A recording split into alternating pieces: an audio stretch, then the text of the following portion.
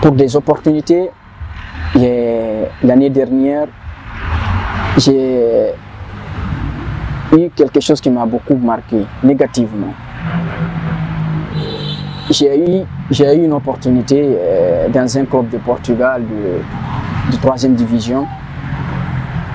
Le club dans lequel je joue, Kit Super Samba, comme je l'ai mentionné, c'est dans un championnat amateur. Le coach il m'a trouvé une opportunité de partir en Portugal dans un club, avec un contrat tout et tout.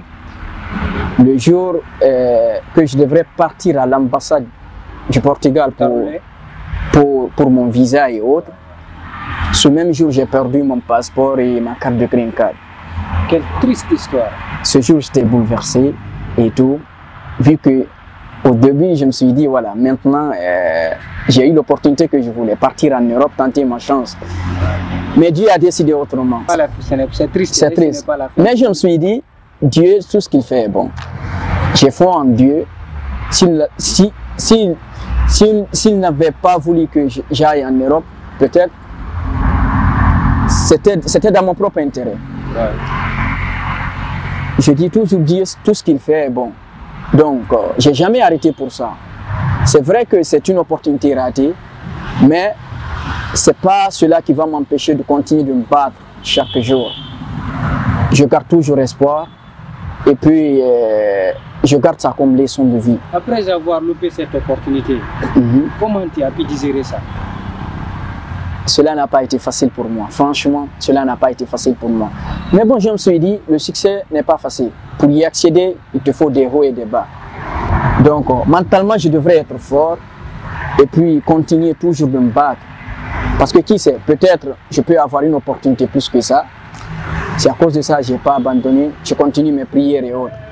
Ok, quels sont des conseils que tu pourras donner aux jeunes qui rêvent d'être comme toi? J'ai quelques conseils à donner aux jeunes, y compris moi, parce que je suis toujours footballeur. Bon, la première des choses, ce que j'ai à vous dire, mes jeunes frères, que ce soit mes grands frères, et y compris moi, vous devrez avoir un amour inconditionnel pour le football. Parce que quand vous avez un amour inconditionnel, que ce soit le football ou autre chose, vous allez tout faire pour y arriver. Ça, c'est la première des choses. La deuxième des choses, vous devrez être discipliné. De nos jours, c'est ce qui manque en nous, surtout les joueurs guinéens. Parce que je parle de mon pays, c'est ce que je connais. Nous sommes indisciplinés. On doit être très discipliné. Parce que le football, c'est un métier très noble. Un métier très très noble. Ok. La troisième des choses, nos coachs, considérons toujours nos coachs comme nos papas.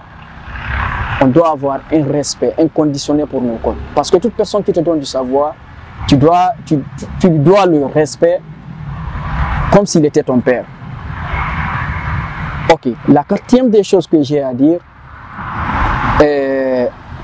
arrêtons de nous plaindre. Arrêtons de nous plaindre. On dit que la réussite, elle ne se rêve pas, mais plutôt elle se crée. Tu dois te battre pour réussir. Ta réussite dépend de toi. Arrêtons de nous victimiser à chaque fois. Ah, la famille ne m'a pas aidé, telle personne ne m'a pas soutenu. Mon frère, sors dans ça. Lève-toi chaque jour, prie Dieu et continue de te battre. Et Inch'Allah, tu vas réussir.